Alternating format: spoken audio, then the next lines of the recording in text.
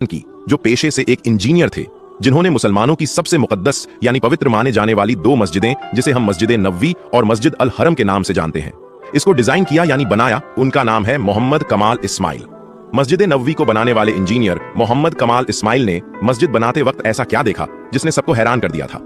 मस्जिद अल हरम और मस्जिद नबवी को दोबारा कैसे डिजाइन किया गया था और इस दौरान कौन सा मौजज़ा पेश आया? तो ये जानने के लिए वीडियो को पूरा जरूर देखें। तो सबसे पहले आज जो मस्जिद अल हरम और मस्जिद नबवी का खूबसूरत डिजाइन आप देखते हैं, उसे डिजाइन करने वाले डॉक्टर मोहम्मद कमाल इस्माइल के बारे में थोड़ा सा जान लेते हैं। दोस्तों, मोहम्मद कमाल मिस्र के रहने वाले थे, जो खबरों की दुनिया से दूर रहना पसंद करते थे, जिसके बारे में बहुत से लोग नहीं जानते थे। डॉक्टर मोहम्मद कमाल इस्माइल वो मिस्र की तारीख में हाई स्कूल की डिग्री हासिल करने वाले सबसे कम उम्र के शख्स थे। डॉक्टर मोहम्मद कमाल इस्माइल की पैदाइश 1908 में हुई और 2008 में उनका इंतकाल हुआ, और मिस्र के पहले रॉयल स्कूल ऑफ इंजीनियरिंग में दाखिला लेने वाले और वहां से डिग्री हासिल करने वाले सबसे कम उम्र के शख्स थे। 3 डॉक्टरेट की डिग्री हासिल करने के लिए यूरोप भेजे जाने वाले सबसे कम उम्र के आदमी थे। ये पहले इंजीनियर थे जिन्होंने हरमैन शरीफैन की तामीर और डिजाइन करने का कॉन्ट्रैक्ट साइन किया।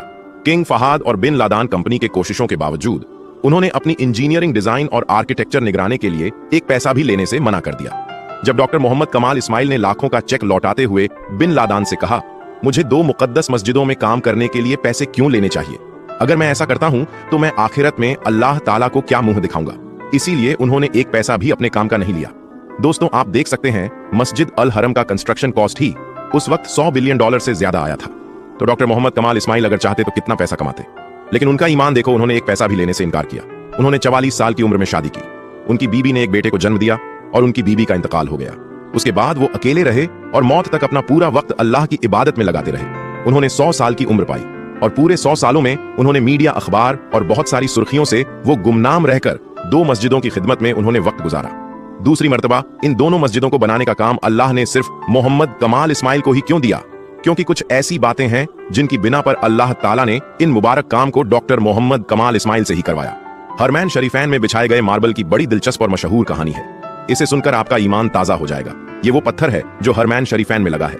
ये एक नायाब पत्थर है जो पूरी दुनिया में सिर्फ ग्रीस के छोटे से पहाड़ में मौजूद था, और इसकी खासियत यह है कि गर्मी में भी ये फर्श को ठंडा रखता है। डॉक्टर कमाल सफर करके ग्रीस पहुंचे और हरम के लिए तकरीबन आधा पहाड़ खरीदने का कॉन्ट्रैक्ट साइन किया। कॉन्ट्रैक्ट साइन करके वो वापस मक्का लौटे और सफेद पत्थर आ गया और हरम शरीफ में पत्थर को लगाया गया। जब हरम शरीफ की तामीर पूरी हुई तो सऊदी किंग ने डॉक्टर कमाल को वही पत्थर मस्जिद नबवी में भी इस्तेमाल करने की फरमाइश कर दी, लेकिन इस दौरान पूरे 15 साल गुजर चुके थे। डॉक्टर मोहम्मद कमाल को सऊदी किंग ने वैसा ही मार्बल लगाने को कहा जो 15 साल पहले इन्होंने ग्रीस से खरीदा था, और अब वो परेशान हो गए क्योंकि इस दुनिया में सिर्फ एक ही जगह थी जो ग्रीस था, वहां वो पत्थर पाया जाता था, और चूंकि आधा पहाड़ तो वो पहले ही खुद खरीद चुके थे। डॉक्टर कमाल बताते हैं कि वो उसी कंपनी के सीईओ के पास गए, उनसे मिले और मार्बल जो बाकी थी उसके बारे में पूछा। तो चीफ एग्जीक्यूटिव ऑफिसर ने बताया कि वो मार्बल तो हमने आपके जाने के बाद ही बेच दिया था, अब तो पूरे 15 साल हो गए हैं। ये बात सुनकर डॉक्टर मोहम्मद कमाल बहुत परेशान हो गए और मीटिंग छोड़कर जान लगे। तो वहां मौजूद ऑफिस सेक्रेटरी से मिले और गुजारिश की कि मुझे उस शख्स का पता बताओ जिसने बचा हुआ तमाम मार्बल खरीदा था। तो उसने कहा कि बहुत पुराना रिकॉर्ड तलाश करना बहुत मुश्किल होता है, लेकिन आप मुझे अपना फोन नंबर दीजिए, मैं तलाश करने की कोशिश करता हूँ। उन्होंने अपना फोन नंबर और अपने होटल का पता दिया और अपने होटल वापस आ गए। मार्बल कंपनी के ऑफिस से निकलने से पहले ही मोहम्मद कमाल ने सोचा कि मुझे क्या करना है, किसी ने भी खरीदा हो, अल्लाह खुद ही बंदोबस्त कर देगा इंशाअल्लाह। फिर अगले दिन एयरपोर्ट पर जाने से पहले उन्हें एक फोन आया कि मुझे मार्बल के खरीदार का पता मिल गया है। डॉक्टर मोहम्मद कमाल ये सुनकर बहुत खुश हुए, लेकिन साथ ही साथ उन्हें यह डर था कि इतना लंबा अरसा गुजरने के बाद उस खरीदार से मुलाकात हो पाएगी या नहीं। वो ऑफिस पहुंचे तो सेक्रेटरी ने मार्बल खरीदार कंपनी का पता बताया। जब डॉक्टर कमाल ने वो पता देखा तो उनका दिल कुछ देर के लिए धड़कना भूल गया। फिर उन्होंने जोर का सांस लिया, क्योंकि वो कंपनी जिसने मार्बल खरीदा था वो एक सऊदी कंपनी थी। डॉक्टर कमाल ने सऊदिया की फ्लाइट पकड़ी और उसी दिन वो सऊदिया पहुंचे और सीधा उस मार्बल खरीदने वाली कंपनी के पास चले गए और मालिक को मिले और पूछा कि जो मार्बल आपने ग्रीस से खरीदा था उसका आपने क्या किया? तो उसने जवाब दिया कि मुझे कुछ याद नहीं। उसने अपने स्टोर डिपार्टमेंट से बात की और उनसे पूछा कि वो सफेद मार्बल जो यूनान से मंगाया गया था वो कहाँ है? तो स्टोर वालों ने कहा कि वो सारे मार्बल मौजूद है और उसको कभी इस्तेमाल ही नहीं किया गया। ये सब सुनकर डॉक्टर मोहम्मद कमाल इस्माइल एक बच्चे की तरह रोने लगे और कंपनी के मालिक को पूरी कहानी सुनाई। और डॉक्टर कमाल ने कंपनी के मालिक को ब्लैंक चेक दिया और कहा कि इसमें जितनी चाहे उतनी रकम भर लो और मार्बल की फर्श मेरे हवाले कर दो। फिर कंपनी के मालिक को पता चला कि ये तमाम मार्बल हमारे प्यार नबी हजरत मोहम्मद मुस्तफ़ा सल्लल्लाहु अलैहि वसल्लम की मस्जिद नबवी में इस्तेमाल होने जा रही है। तो उसने कहा कि एक पैसा भी नहीं लूंगा, अल्लाह ने ये मार्बल मुझे खरीदवाया और फिर मैं इसको भूल गया। इसका मतलब यही था कि ये मार्बल मस्जिद नबवी में ही इस्तेमाल होना था। ये वो मस्जिद नबवी है जिसकी तामीर हजरत मोहम्मद सल्लल्लाहु अलैहि वसल्लम ने खुद अपने मुबारक हाथों से की थी। ये वो जगह है जहां आप सल्लल्लाहु अलैहि वसल्लम की ऊंटनी रुकी थी और इसकी एक एक ईंट खुलफाए राशिदीन हजरत अबू बाकर सिद्दीक और हजरत उमर ने अपने हाथों से रखी थी।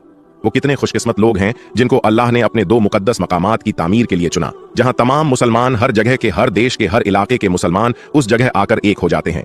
मे अल्लाह bless Mohammad Kamal Ismail with the highest place in Jannah, आमीन। प्यारे दोस्तों, हिजरत के बाद रसूल अल्लाह सल्लल्लाहु अलैहि वसल्लम ने सबसे पहले एक मस्जिद की तामीर फरमाई, जिसको आज मस्जिद नबी के नाम से जाना जाता है। उसके लिए वही जगह मुंतखब की गई थी जहां हुजूर सल्लल्लाहु अलैहि वसल्लम की ऊंटनी बैठी थी। ये जमीन बनु नज्जार के 2 या 3 बच्चों की थी, जिसको आप सल्लल्लाहु अलैहि वसल्लम ने कीमत देकर खरीद लिया था। उसकी तामीर में सहाबा इकराम के साथ आप भी पत्थर उठाते थे।